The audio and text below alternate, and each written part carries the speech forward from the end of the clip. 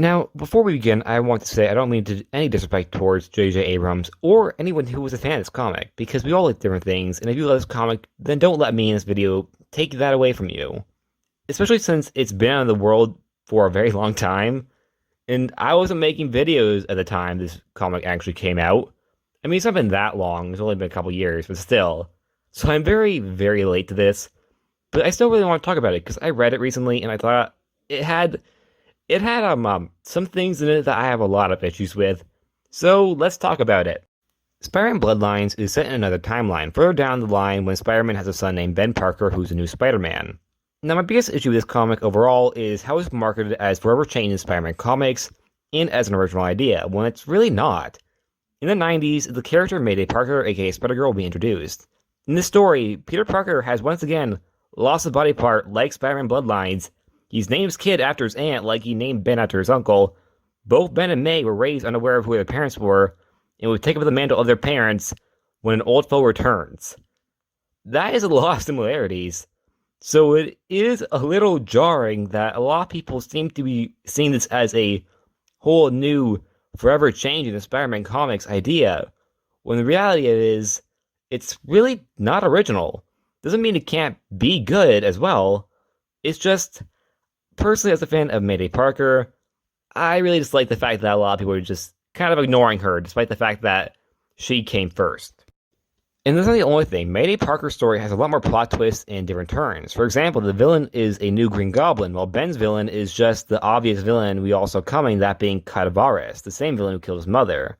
Which is another issue of mine. While I know Mary J. Mawson does return in the last issue, she still killed in issue 1 in an overly stupid way. She runs into a fight where Spider-Man is fighting Cadaverous, only to be killed unceremoniously, making her death be motivation for Peter to be a bad dad.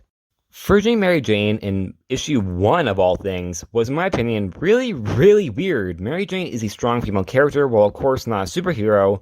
The way she got killed off was not only disrespectful to the character, but also out of character for Mary Jane to make such a stupid move. Compared to how Gwen Stacy died, it's vastly different.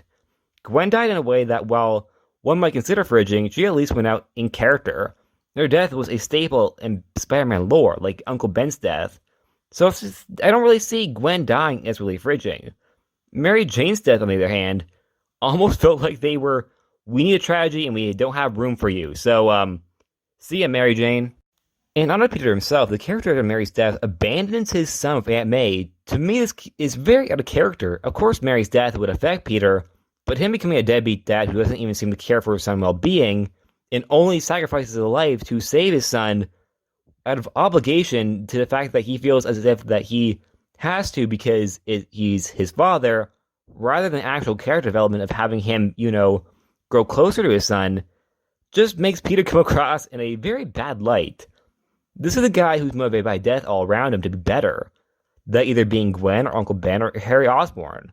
Instead, he's just character assassinated and becomes a extremely annoying character. And it's his comic. Well, it's one of, I don't know if you would say it's his comic or Ben's comic. I'd say it's kind of Peter's comic because he's typically listed as the main character on most forums, so I'm going to say it's Peter's comic. It is just such an odd choice to make, in my opinion. I will say this, Peter does have a bigger presence here than he does in the Mayday comics. So maybe you would like that. But either way, it's still just a very odd choice to make the character come across as unlikable as he was. Ben Parker, Peter and Mary's son, is written in a way is very similar to Damian Wayne when he was introduced, minus a layer of actual competence. Well, I think you can 100% understand why Ben might hate his dad, or at least dislike him. He instead is just constantly angry for other reasons that are, in my opinion, the wrong reasons. He's not mad about his dad abandoning him all too much, but he's mad because he didn't tell him that he's Spider-Man. I'm sorry, Ben. Have you not been paying attention to your own life? Your father literally abandoned you. It doesn't even seem like you care.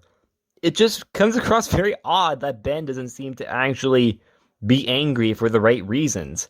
He has actual reasoning to be mad at his father. And I would understand if he was mad at his father. But instead, he's mad at his father for not telling him that he's Spider-Man. Which I feel as if that is one of the more understandable things that Spider-Man has actually done in his comic, and that is not tell his son his identity, which is, in my opinion, while you might say is a bad choice, I think not telling your kid that you're a superhero is probably a good one. And I'm not trying to say kids are untrustworthy, but I feel like Ben might accidentally say something or say something that would slip out if he would have known that Spider-Man was his father. So if I was Peter, I'd have waited until he was 18. Well, I guess Spider-Man wasn't planning on telling him at all, but I feel as if he probably should have at least waited until he was 18 to tell him. Next is Cadaverous, the book's villain, who isn't any way unique. Instead, he's just the basic mustache-twirling bad guy with a design that looks very 90s edge. Like, overly 90s edge. Perhaps that was meant to be like an inside joke, but I don't feel like it really lands. Personally, I'd have swapped him out with maybe Green Goblin or Dr. Octopus, or any villain from Spider-Man's Rogues Gallery. I personally did not like this villain at all. I thought he was kind of a Mr. Freeze ripoff, but not as interesting, which I think you don't really want, because I thought the character was so blatantly, like, just a lot like Mr. Freeze.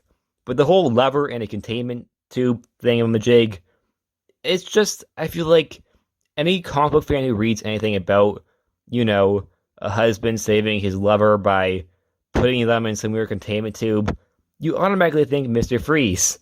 So why would you have Cadaverous' story involve that? I feel as if that was like a big mistake. And it wasn't even done in a way that I thought was as interesting. If it was, I would have given it a pass. But it really wasn't. I think Cadaverous was unnecessary to make, as I think his role could have been taken up by really any other villain. I think it would be more interesting maybe a Green Goblin was trying to save Harry Osborn, his son, rather than Cadaverous trying to save his random lover. And the final character is Faye, who's weirdly, I think, an okay character.